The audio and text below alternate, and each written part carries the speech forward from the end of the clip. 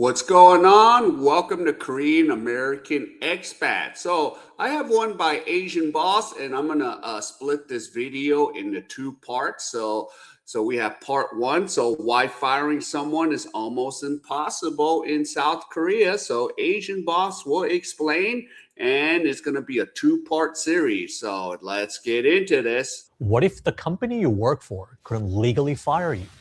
Ever. That sounds like a dream scenario for employees, but this is exactly what's happening in South Korea, where firing someone once you hire them is nearly impossible. Turns out, South Korea has one of the strictest labor laws among developed nations. And here is the irony. It's neither creating nor saving jobs. As a matter of fact, it's actually destroying the job market and even leading to employee deaths. How can that be? Let me share a quick story that recently blew up in the Korean media, and I'll explain how the story ties to the unintended consequences of these super strict Korean labor laws. On the morning of July 15th, 2025, Hyo-won Jung, a full-time employee at London Bagel Museum, which is a super trendy Korean bakery chain, woke up exhausted in his company dormitory. Hyo-won had only joined the company about 14 months ago, but the work hours were brutal to say the least. Just that week, he had pulled an 80-hour shift because the company was opening a new store at Incheon, and Hyo-won was helping prepare for the launch. That day was going to be another long one. His shift would start at 9 a.m. and wouldn't end until midnight, a grueling 15 hours. But that wasn't even his worst shift that week. You see, 5 days earlier, he had worked 21 hours straight, starting at 9 a.m. and not leaving until 6 a.m. the next morning. When he got back to the company dorm just before midnight, his coworkers asked him to join them for a late-night snack. But even though Hyo-won hadn't eaten dinner that day, he told them he was way too tired to eat and went straight to his room. The next morning, July 16th, 2025, his coworkers noticed that something was wrong. Hyo-won was always the first one up, waking earliest every day to shower before work. But that morning, his door stayed closed. When they went to check on him, they found his lifeless, already stiffened body. Paramedics arrived 9 minutes later, and Hyo-won was pronounced dead from cardiac arrest. He was 26 years old. The autopsy found no pre-existing medical conditions, no heart disease, no illness, nothing that would explain why a healthy young man would die in his sleep. Except for one thing. He had worked 80 hours the week before his death. The news of Hyo-won's death exploded across Korean media, and on October 28, 2025, London Bagel Museum CEO issued an apology on social media for the family's pain and the company's inadequate response.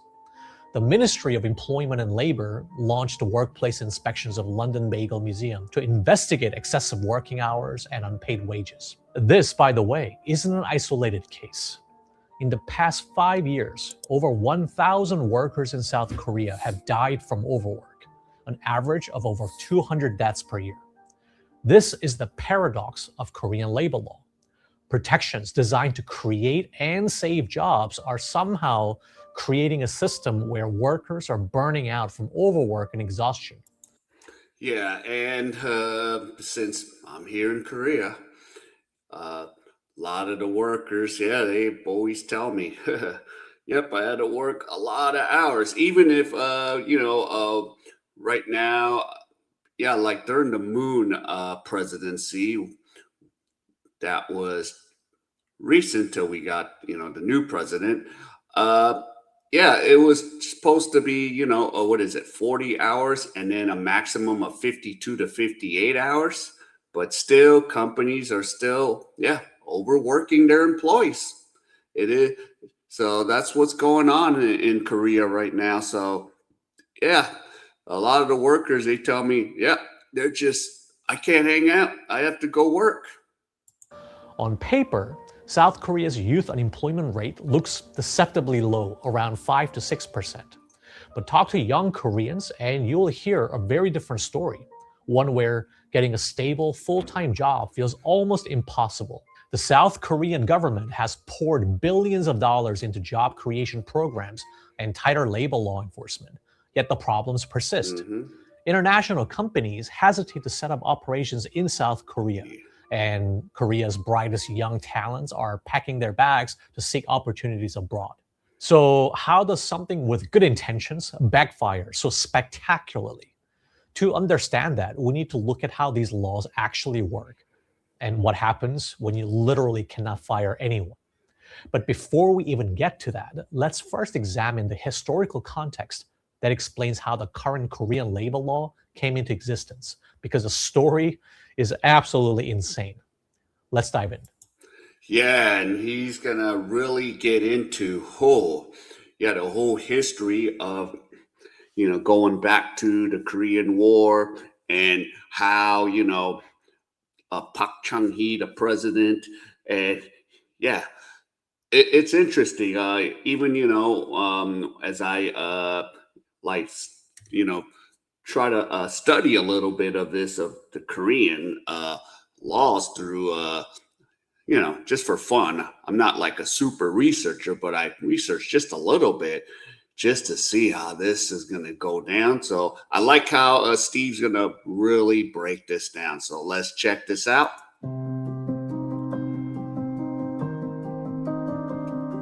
Picture South Korea in the 1960s. The country had just survived a devastating Korean War that killed millions and left cities like Seoul in complete ruins. Nearly a quarter of the population was homeless, and the GDP per capita was around 100 US dollars per year. That's right, I said $100 a year. South Korea was poorer than the Philippines, Cambodia, and even North Korea. The country survived mostly on foreign aid from the US. In that world, you could imagine workers or people in general weren't exactly treated as citizens with rights, because national survival had to be prioritized above all individual rights, at least in the mind of one leader. But just in 20 years, by 1980, South Korea had become an industrial powerhouse with a GDP per capita of $1,714. Exports exploded by 25% every single year throughout the 1970s. Steel production increased 14 times. Shipbuilding became the world's second largest industry. This economic rocket ship would later make South Korea one of the richest and most developed countries in the world, and it would be known as the Miracle on the Han River. The Han River, of course, is the giant river that flows through Seoul that for centuries served as Korea's economic lifeline, moving cargo between regions, supplying drinking water, and providing fish to feed the population. And there was one man responsible for this economic miracle. His name was Chung-hee Park, a military general who staged a coup on May 16, 1961, to overthrow South Korea's struggling democratic government and became the third president of South Korea in 1963. Chung-hee Park remains South Korea's one of the most divisive political figures. Supporters credit him with transforming South Korea from poverty to prosperity and laying the foundation for today's $36,000 per capita economy. Critics condemn him as a brutal authoritarian dictator who crushed democracy, exploited workers, and created the chaebol-dominated economy that still fuels inequality today. That's right. It was under Park's export-driven industrial policy that chaebols, or family-owned conglomerates like Samsung, Hyundai, and LG, rose to dominance. And today is still common. Again, Samsung, Hyundai, LG. And yeah, so for myself, as teaching English at all these corporations, yeah, these chaebol still run pretty much Korea till this day. So let's see how deep this goes. Chaebols received preferential treatment because they were able to export goods overseas and bring in foreign dollars. Park's response to critics: it was better to have powerful Korean companies dominating the economy rather than remaining a poor agricultural nation. The bottom line is, Park was determined to do whatever it took, no matter the human cost, to lift South Korea out of abject poverty. Park found the dependency on the US aid deeply shameful because it made up a staggering 70 to 80% of South Korea's budget in the 1950s. And his number one goal became achieving economic self-reliance rooted in state-guided capitalism. So that's all good, but what inevitably followed was the human cost. Park explicitly believed that individual freedoms and worker welfare had to be sacrificed for the greater good of national development. This wasn't just rhetoric. He did what he said he would. Labor unions were suppressed as threats to export competitiveness. Strikes were banned, and organizers were arrested. Wages were kept artificially low to maintain manufacturing advantages. Working conditions were brutal. Basically, Park turned the entire country of South Korea into one giant export machine by first focusing on light industries like textiles, electronics, and footwear. The stuff that didn't require massive capital but could employ millions of people. Then, once he got cash flowing into South Korea, he invested in heavy industries like steel, shipbuilding, and chemicals. Now, here is where the human cost becomes really clear. Okay, before we get into the human cost, yeah, that's one of the things I've learned. I was like, whoa, shipbuilding. Yeah, because most of the, what is it, in Pohang, Korea? Because, if you know Pohang Steelers, that's the I think K1 soccer team is called the Pohang Steelers. So, yeah, so a lot of this shipbuilding is a huge part of Korea's economy. So, and right now with the Iraq war going on, it's affecting a little bit on all sides of the global world, even Korea with the shipbuilding. For example, young women and teenage girls between the ages 14 and 24 made up 60 to 90% of workers in the textile districts.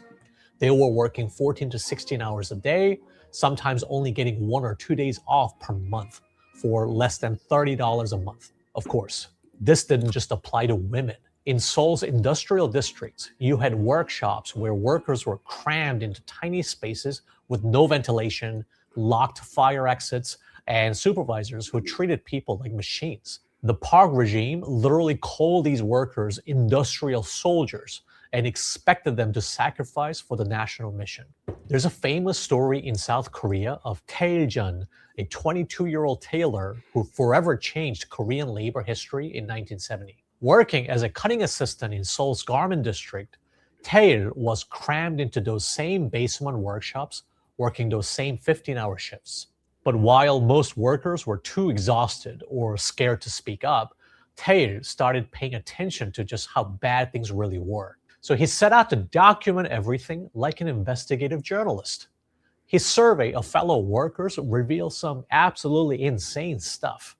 Factories were squeezing 4 to 5 workers into spaces about the size of a small closet. They would split 10-foot-high floors into 2 levels just to pack in more workers, so people literally couldn't stand up straight while working. To make matters worse, the average worker was about 15 years old, and they were working 15 to 16 hours a day for wages so low they couldn't even afford a single bowl of soup after a full day's work.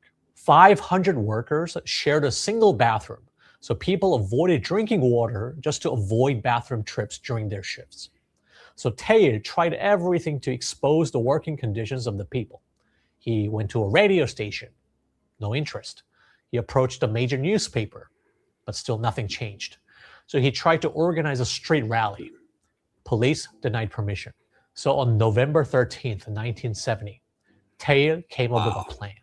He was going to burn a copy of the labor standards law during a public demonstration. Now, this law technically existed on paper to protect workers' rights, but clearly nobody was actually enforcing it. So Tae's message was pretty simple. If this law is worthless, let's literally burn it to show everyone how meaningless it is. But the plan leaked to the police, who swarmed the protest sites and prevented workers from showing up. When the protest was about to fail completely, Tae poured gasoline over his own body and set himself on fire, running through the streets shouting, "Obey the Labor Standards Act. We are not machines. Let us rest on Sundays." He was rushed to the hospital, but died 9 hours later from severe burns.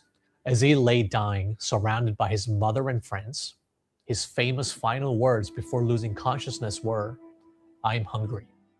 Tae's death planted a seed. You see, he became a symbol, proof that workers could no longer tolerate their suffering. Throughout the 1970s, that seed grew. Other workers started organizing. Students began infiltrating factories to support labor movements, and the resistance was building momentum. Then in 1979, things reached a boiling point. Female workers at a company called YH Trading Mm. suddenly faced unemployment when their bosses secretly diverted company funds. Nearly 200 women sought refuge at the headquarters of the main opposition political party to Park's regime to draw public attention to their plight. In response, Park sent riot police to storm the opposition party's building and forcibly remove the female workers. During the chaotic raid, a 21-year-old worker fell from the building and died. It's not clear from the historical record whether she fell accidentally or was pushed, but either way, her body showed signs of severe beating, and the Park regime had gone too far this time. The violent crackdown on both the female workers and the opposition party triggered massive protests across the country. Thousands of citizens burning police stations and government buildings in the largest anti-government demonstration since Park took power.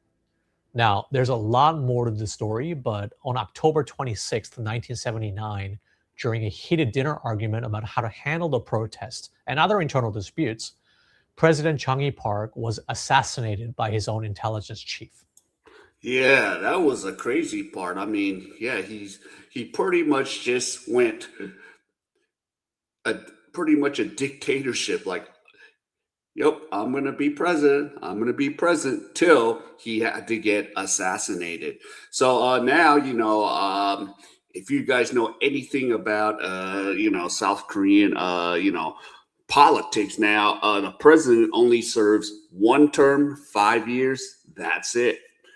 Because I think part of the reasons was this: Park Chung Hee had, you know, all those years. Like I think he was like, yeah, almost 18 years since 61 to 79, and his own intelligence chief. And of course, there's a movie about it, "The President's Last Bang," that kind of shows a little bit of the assassination plan and stuff. So yeah, it's crazy. Now, I need to be clear on this point. The workers hadn't assassinated Park directly, but their resistance and the government's violent overreaction had created the political chaos that ultimately brought the Park regime to its knees. The labor movement that Park thought he had crushed had helped topple one of Asia's most powerful and economically successful dictators. But here's the thing. The workers' nightmare wasn't over with Park's assassination. Nope. If anything, it got way worse. Because within months of Park's assassination, another military strongman named Duan Jun seized power in yet another coup, and for the next 8 years, South Korea would live under even more brutal crackdown on all forms of dissent. President Chun had learned from his predecessor's downfall and was determined that he wasn't going to let any kind of organizing challenge his rule. Workers who tried to organize unions didn't just get fired. They faced imprisonment, torture, and sometimes death. Chun imposed an absolute ban on all union organizing, and labor activists were arrested and painted in the media as communist agitators. The message was clear. Any challenge to authority, whether political or labor related, would be crushed. There's one incident from our research that really demonstrates how desperate things had become for average workers. At a textile factory in 1976, when management tried to crush the workers' independent union and replace it with a company-controlled puppet union, around 500 to 800 female workers decided to fight back and stage a sit-in strike. For 3 days, the company cut off electricity and water to force them out, but they didn't move. So riot police were brought in to break up the protest. As the combat police in full gear began approaching, these women made a desperate calculation. They told themselves that if they got undressed, the police wouldn't be able to lay hands on them. So they stripped down to their just underwear, some fully naked, but mostly half naked, thinking this would stop the police from beating them in front of any witnesses. They were wrong. According to the survivor's account, the police beat them anyway. They hit the naked women with batons, threw them to the ground, and dragged them into the police vans. This was the grim reality of the 1980s. With each publicized incident of crackdowns on workers, the labor movement was building towards an explosion, and that moment came in 1987. Workers across the entire country went on strike simultaneously. Shipyard workers, auto workers at Hyundai, textile workers, miners, construction workers, entire industries shut down. Over 1 million workers participated in what became known as the Great Workers' Struggle. Yeah, I was there as a kid in the 80s. So it shows how old I really am. And yeah, I mean, of course, as a tourist, I get to see all the good parts of Korea. You know, I stayed in Seoul. I actually stayed in $1 million home because I was like, oh, we have a family. Yeah, on my, dad's side. So I pretty much saw, the part of Korea that was just developing. And at this time, all this was going on. I didn't know that, like, all, the great worker struggle. And of course, everything was just so convenient, not extremely convenient today in South Korea, but back in the days, man, I've seen how, the country was developing. So, yeah. And now, yeah, I forgot that great worker struggle. Whew, 1 million workers. So I didn't realize how bad things were because on my dad's side of the family, his family was like really well off. So I got to stay, in homes, actually homes before everything became apartments in South Korea. At Hyundai Heavy Industries alone, 30,000 workers occupied the shipyard for weeks. They weren't just demanding better wages, they were demanding the right to form independent unions, the right to collective bargaining, and basic human dignity at work. The Jun government was caught completely off guard. After decades of crushing any hint of labor organizing, they suddenly faced a nationwide worker revolt that was too massive to suppress. President Jun, isolated by protests and mass strikes, was forced to step down after the June democracy movement, which triggered the creation of a new democratic constitution by the end of 1987.